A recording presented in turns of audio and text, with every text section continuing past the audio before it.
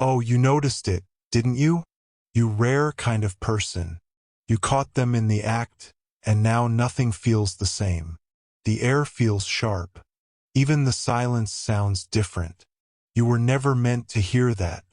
You were never meant to see the pattern in how they moved. Never meant to understand the timing of those glances. But you did. And that smile you gave them, that calm, knowing smile, was more than simple recognition. It was a quiet warning hidden behind good manners. And they felt it spread through their whole system like damage they couldn't stop. Because their plans were never supposed to break. The watchers were never supposed to be noticed. And the target was definitely never supposed to smile back with that level of awareness that said, "I know you're watching me, and honestly, your tactics are embarrassing." They had already labeled you as unaware, harmless, easy to control. But that smile changed the entire story. That smile rewrote your file completely. From passive to alert.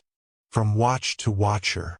From prey to something they still don't understand. Because how do you define someone who not only sees the surveillance, but enjoys it? Someone who treats their spies like free entertainment. Someone who smiles at hidden cameras like old friends. Because you didn't just realize they were watching you. You began studying them while they studied you. And that's the moment their simple watching turned into a dangerous loop. One that could break their whole system. They believed they were smooth with their planned movements, their fake casual glances, their staged random meetings. But you've been tracking their patterns for months, haven't you? You noticed which faces appear whenever you change your routine, which ones copy your coffee order, which ones suddenly become interested in the same book you're reading. And that smile you gave them yesterday wasn't accidental. It was intentional. It was your way of saying, "I've been counting every move, and you're losing your own game." Because while they thought they were collecting information on you, you were studying them just as deeply. Learning their schedules, their habits, their weak spots. What they started is no longer about control.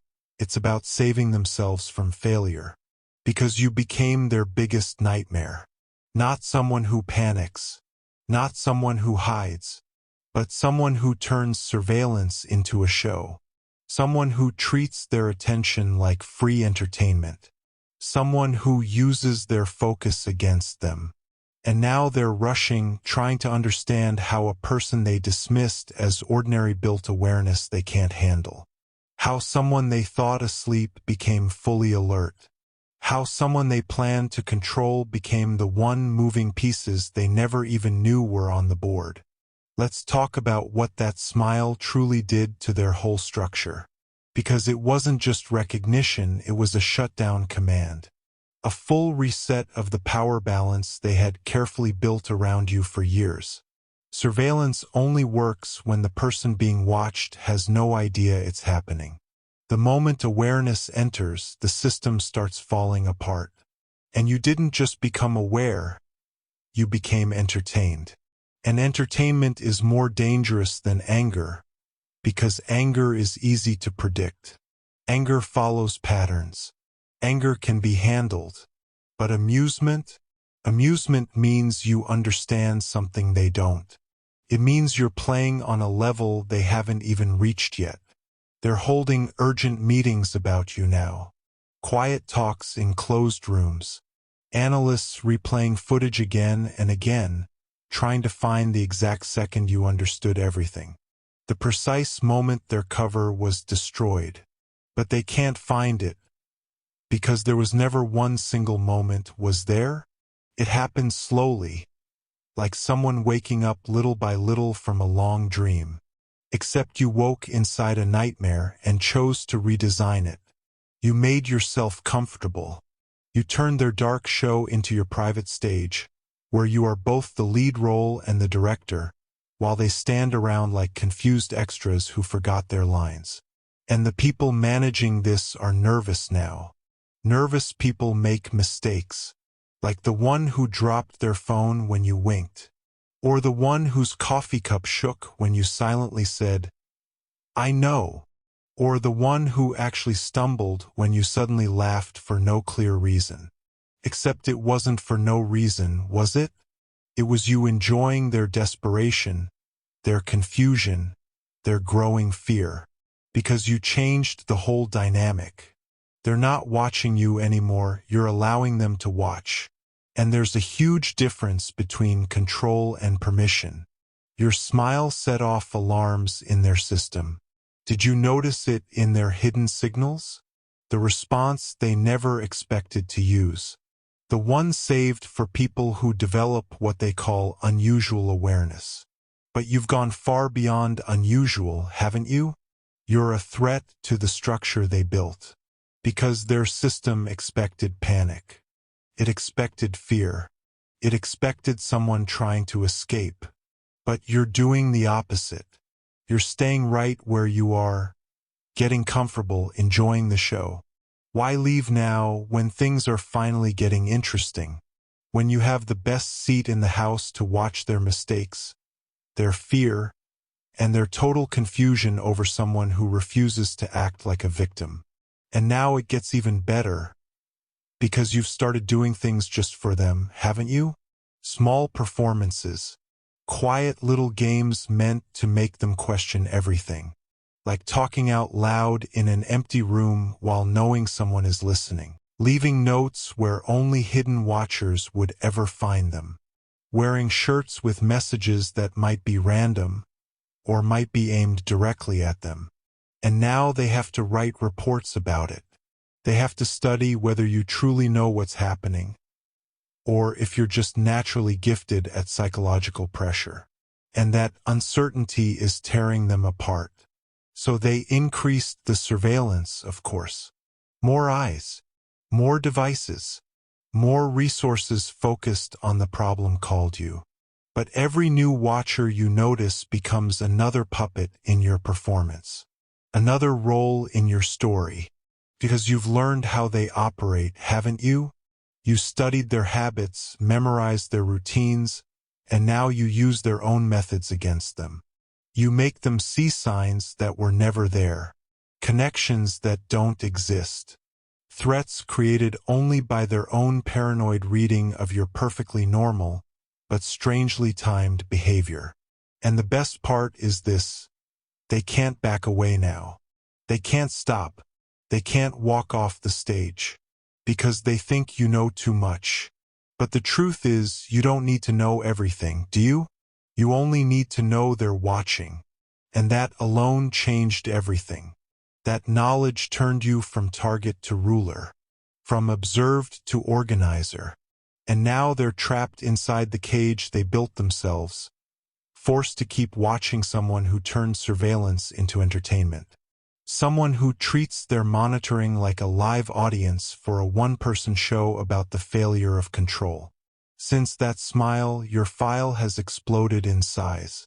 Page after page of analysis trying to understand how you changed from unaware to fully alert, from manageable to impossible, from predictable to pure chaos.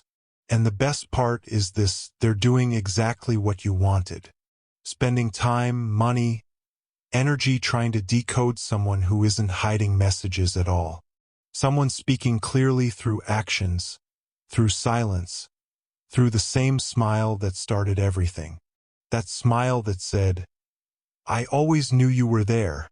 I was only waiting for the game to become interesting. But here's what they never told the lower-level watchers. What even the people in charge refused to admit to themselves. Their emergency response was never really about stopping you. It was about stopping the idea of you. Because if others realize what you realized, if more people understand that watchers can be watched, that systems can be challenged, that control only works when people stay unaware, then the structure begins to crack. And you're not just aware anymore, you're influential.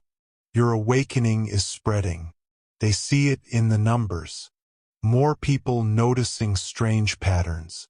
More people asking questions.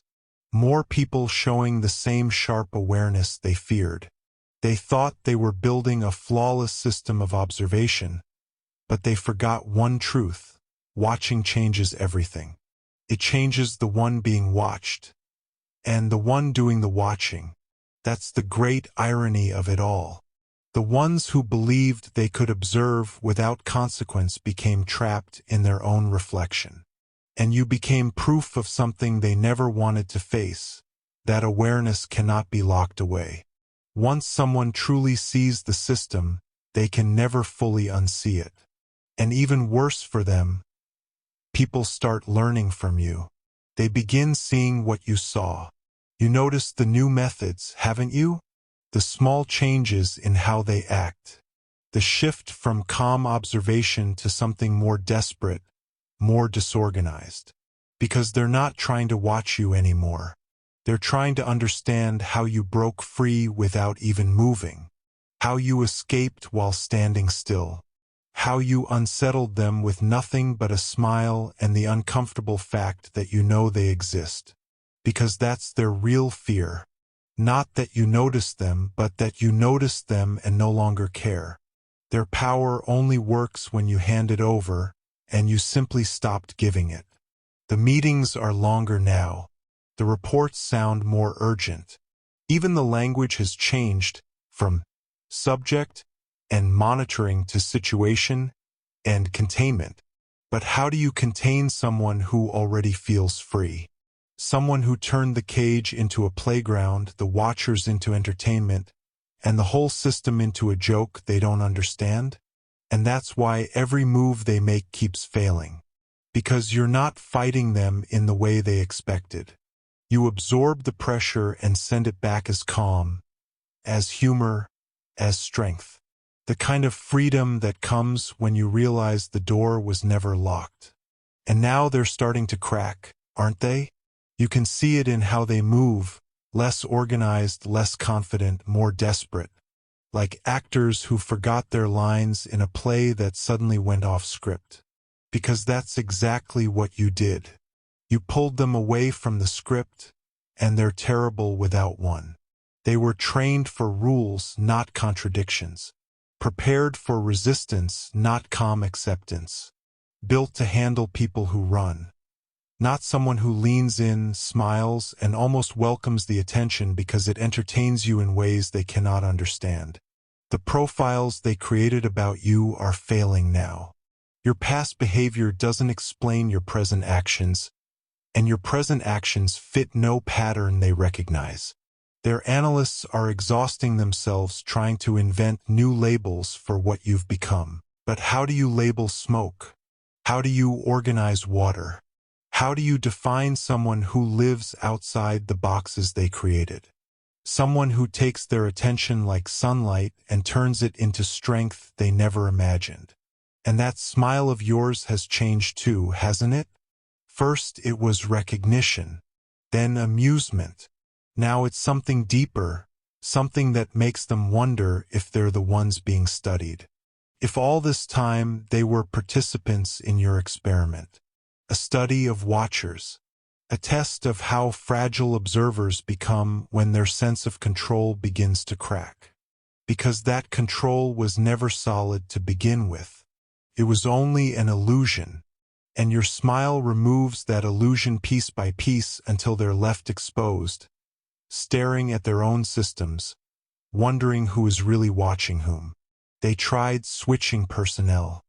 Bringing in fresh faces, specialists, experts who were supposed to understand unusual behavior. But every new watcher falls into the same trap. The moment they realize you're aware, they become part of your performance. Another actor in your reverse theater of surveillance. And you notice them all, don't you? Their habits, their fears, their signals. Until you understand them better than they understand you. Until their watching becomes your source of information. Their surveillance has become your lesson in human behavior under the pressure of being seen. Truly seen by someone they believed would never notice them. But we still haven't reached the real reason they're terrified, have we? The reason their emergency measures exist at all. because you are not the first person to notice them, not the first to smile back, not the first to turn their watching into a game. But you are the first to do it without anger, without fear, without the emotional reactions they were trained to manage. The others became upset. They became paranoid. They became desperate. And those reactions are easy for them to handle. Useful even. But you became curious. And curiosity is the one response their system was never built for. Curiosity asks dangerous questions they can't answer. Why do you need so many watchers? What are you so afraid I might do? What power do you think I have that deserves this level of attention? And the more they watch you stay calm instead of reacting the way they expected, the more they begin to realize something uncomfortable. The answer may be nothing at all. They are watching nothing, fearing nothing, defending themselves from nothing, and that realization is melting their whole structure from the inside. You've started testing limits too, haven't you? Seeing how far you can push before they completely lose control of their routine. Like when you casually started talking with that businessman who didn't realize you noticed him. Speaking about surveillance, about being observed, about how funny it is when people think they're subtle, while being obvious the entire time. And he started sweating, didn't he? The slight crack in his voice, the way his confidence slipped for just a second, that familiar shift when someone realizes they're not as invisible as they thought. Not because you accused him, not because you exposed him, but because you didn't react the way he expected you to. That's the strange power of your approach. You're not resisting anything. You're simply aware. You're present. And somehow that makes everything around you feel different. Every interaction becomes something heavier than it should be. Not a confrontation, but a performance unfolding in real time. And the unsettling part is this. People around you start adjusting. Not because you demanded it, but because your awareness changes the atmosphere. They begin to second-guess their words, their timing, their presence. And suddenly, ordinary behavior starts to feel intentional on both sides. You're not breaking anything. You're just observing too clearly, and that clarity reflects back in ways they don't know how to handle. Because it removes the illusion of distance between observer and observed, turning every moment into something self-aware, something uncomfortably exposed. And that's what lingers. Not fear, not confrontation, just the realization that being seen, really seen, changes how people behave more than any force ever could. They tried to isolate you, digitally, socially, even in subtle physical ways. But isolation only works on people who depend on constant external connection. And you've figured out something important, haven't you?